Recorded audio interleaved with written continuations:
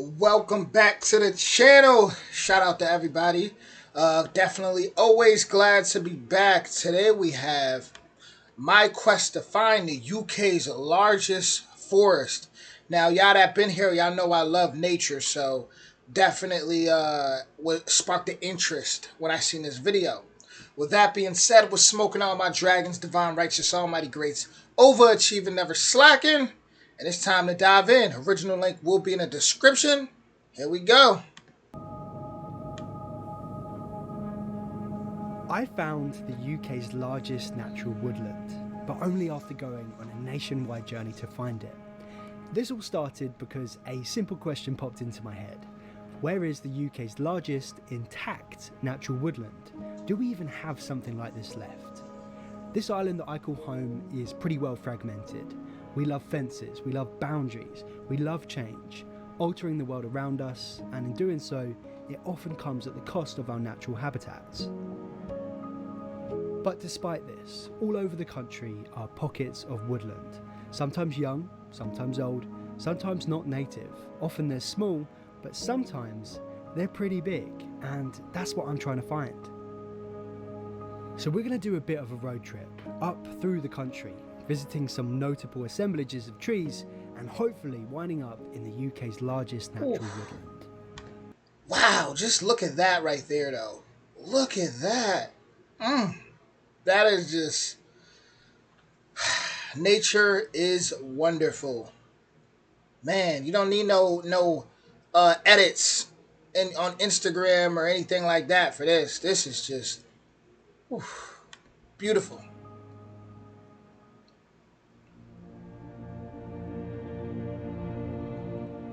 Danbury Woods, it's my nearest ancient woodland to where I live, and I thought it'd be a perfect place to start our journey. Wow, every time I come back to Danbury, I come to this tree first, and I'm like always a little bit amazed at just how big it is. It's an This gets me hype because I have a favorite tree that I go and see. I hug trees. I build connections with trees. Man, I love this. absolute beast of an oak tree. And really growing up, if I wanted to come and see old oaks, old trees in general, there's some big sweet chestnuts out that way. Danbury would be where I would come if I wanted to be in the woods. Danbury would be where we would come. It's our closest patch where you can find trees and woodland cover like this. And as a child, when you're exploring, it feels like you can get lost, but as an adult, you realize that it's really quite isolated and, quite well fragmented. Danbury is pretty common of woodlands across the UK, certainly throughout England. Their preservation all stems from kings of old, who designated royal forests and deer parks, making it an offence to chop down the trees here. As a result, you get these lovely ancient trees, many of them oaks, surrounded by younger woodland, albeit fragmented. A hectare is a square which is 100 metres on each side, or in other words, it's one decent sized rugby pitch. And Danbury Woods is just 70 of them. A modest start to our quest, but our next stop is considerably larger, at 2,400 hectares and one of the UK's most urban natural spaces, Epping Forest. Wow, it's worth coming to Epping just to see this, right? So look at this oak tree. It's kind of, this branch up here has just grown out, and then the one beneath it has obviously grown up too, and somewhere along the way they've just fused and it's formed like this really solid structure. You got to remember, trees grow for two reasons. They grow, one, towards the light, and two, to create uniform stress. And I think this tree is achieving that. We believe Epping to have been continuously wooded since Neolithic times, something which I think is pretty impressive.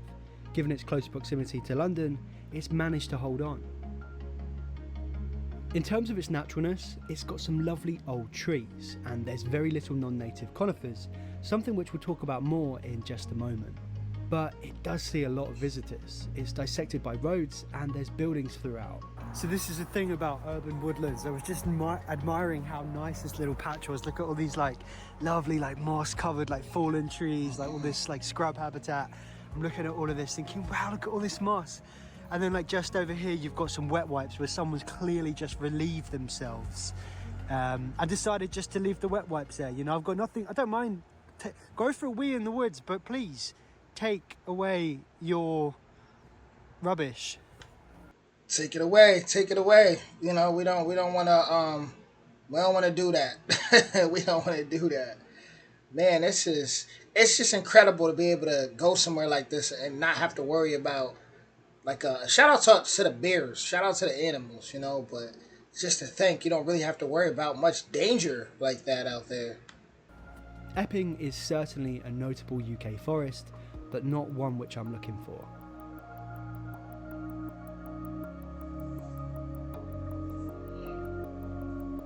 Heading further north, the next woodland on our journey is the Wyre Forest, a place I'd never been to, but I'd seen it had recently doubled in size, making it England's largest woodland national nature reserve.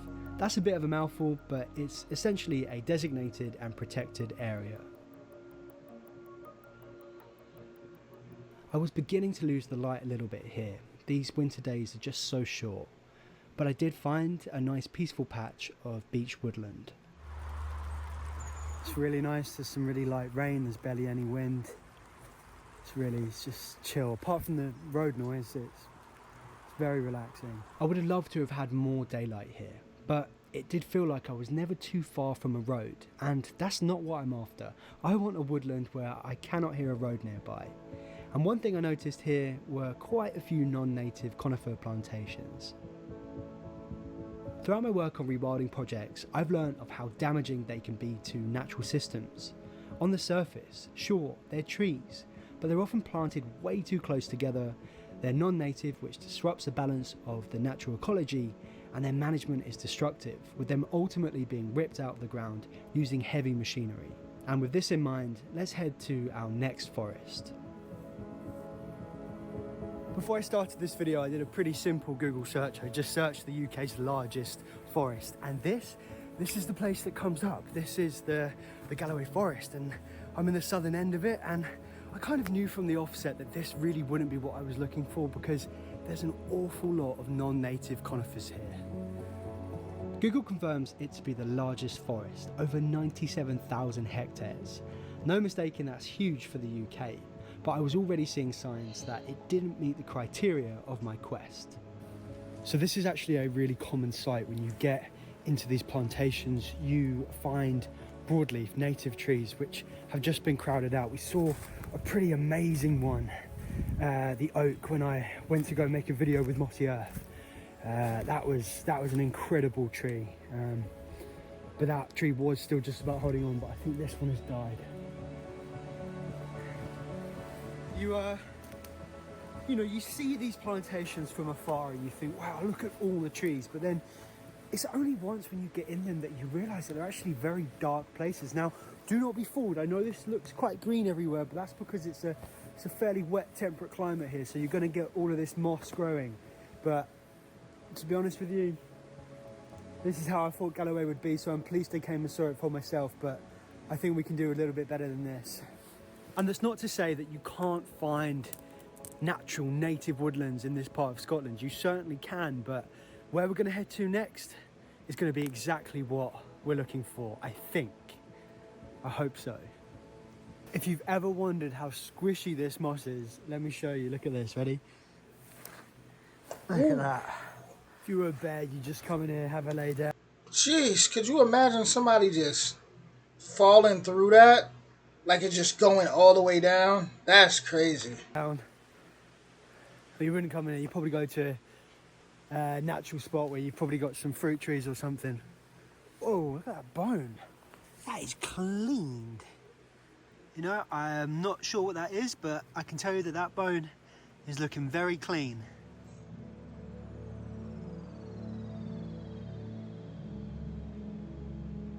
For our final forest, we continue north to the Cairngorms, a mountain range in the Highlands of Scotland.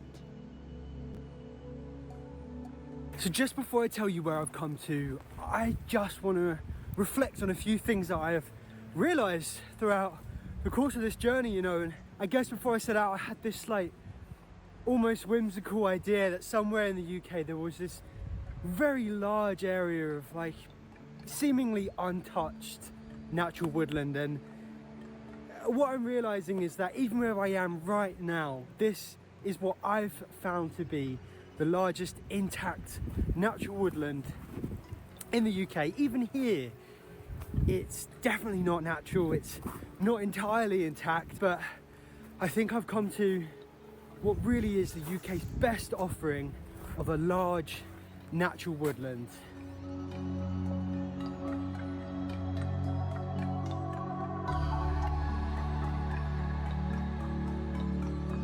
I've come to Glenmore, which is pretty well linked to the Abernethy Nature Reserve. Here you'll find the UK's largest remaining area of Caledonian pine forest. In fact, you could argue that here, this Caledonian pine forest stretches to a much wider area that's now part of the Cairngorms Connect initiative, which now has 9,800 hectares of this special habitat. But even here, you've still got plantations, although not nearly as many are non-native. In fact, many of them here are native Scots pine that have gone a little bit wild. Globally, this habitat only occurs in Scotland, with these trees being direct descendants of those after the last ice age. Since that time, it's been estimated to have declined over 99%, which is pretty staggering. I'm currently making a video which will take a more detailed look at this habitat. That'll be out soon. It's always fun making your way through the understory of a Cali pine woods. It's always very squishy, it's always very deceptive. Exactly how deep down, especially if you're clumsy like me, you're just asking for a tumble. I'm just gonna sit here. I hope you've enjoyed coming on this adventure with me. It's just so great that I wound up in, I think, one of my favourite places here in the UK, which is the Cairngorms. If you've enjoyed this video, then please leave a like on it, say hi in the comments. And, you know, if you're interested in videos about nature restoration and rewilding, consider subscribing. Thanks for watching. Leave curious. Much love, much love. That was Leave Curious. Definitely go check out his YouTube. Now, for someone like me, right, who is a nature guy, if you've back when YouTube had, they used to have like these stories about what about a year and a half ago, where you could like upload stories, and you know, I would upload stories on my nature hikes. I wish they would bring that back. That was pretty cool. But when you're out there and you're walking in like nature and you get into like the wooded areas, sometimes it can almost feel fake, like you're on a movie set. You know, like you're on one of them. I always think of that one movie. What's that movie with that one dwarf? Uh, was it Willow with the dwarf, and they like had to take some baby somewhere? But like I always think of movies like that. But it'll feel like you're on set, but there's also like this peaceful feeling, you know, and when you just feel that sun, and I can't explain it, right?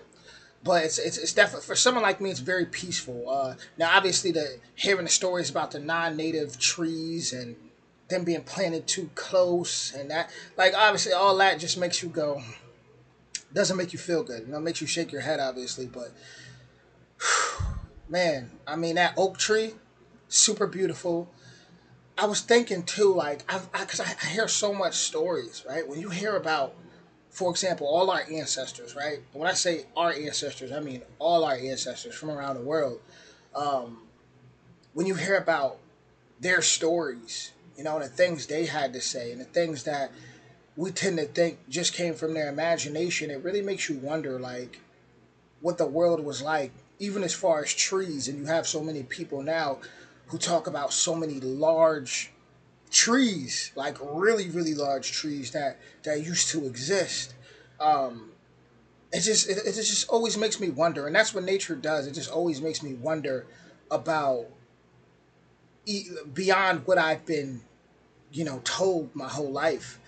Um, in upstate New York, where I'm from, I'm pretty sure they actually have.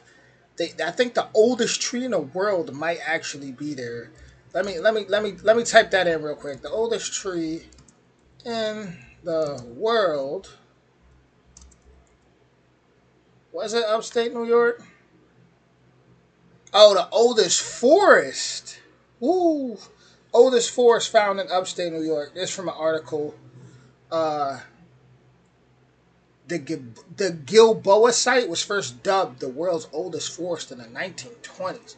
Now, obviously, I'm not going to go ahead and just say that's automatically true, but that's what they saying. That's what they saying.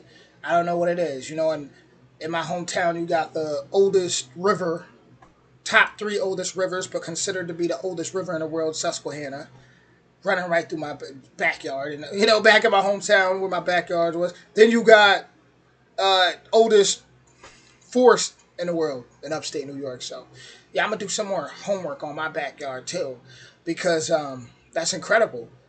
And maybe I chose to incarnate into this life so close to all that energy for some reason, because I really love nature. I really do.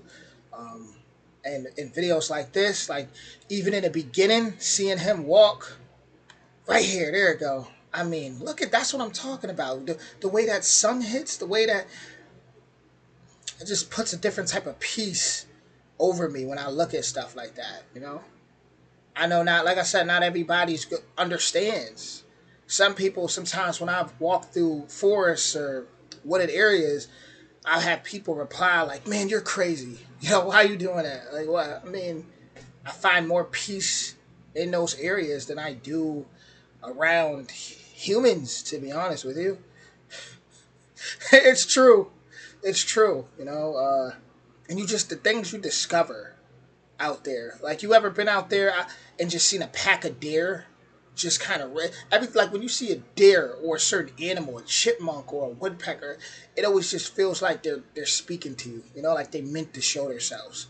When I was working at 2-3 summers ago, I was doing a summer job at Home Depot to learn some more hands-on things, and I was walking home one night and I seen.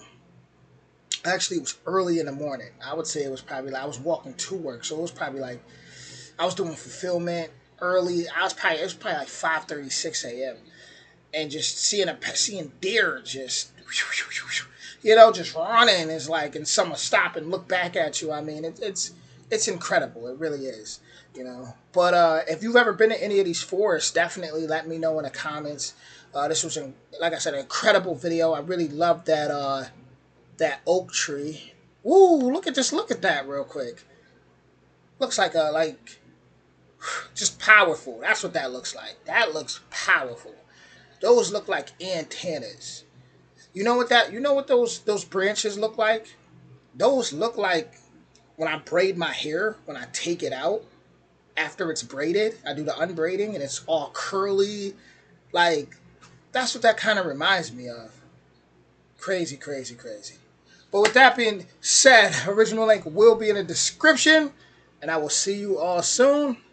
Much love. Let me know what y'all thought about this video. See you soon.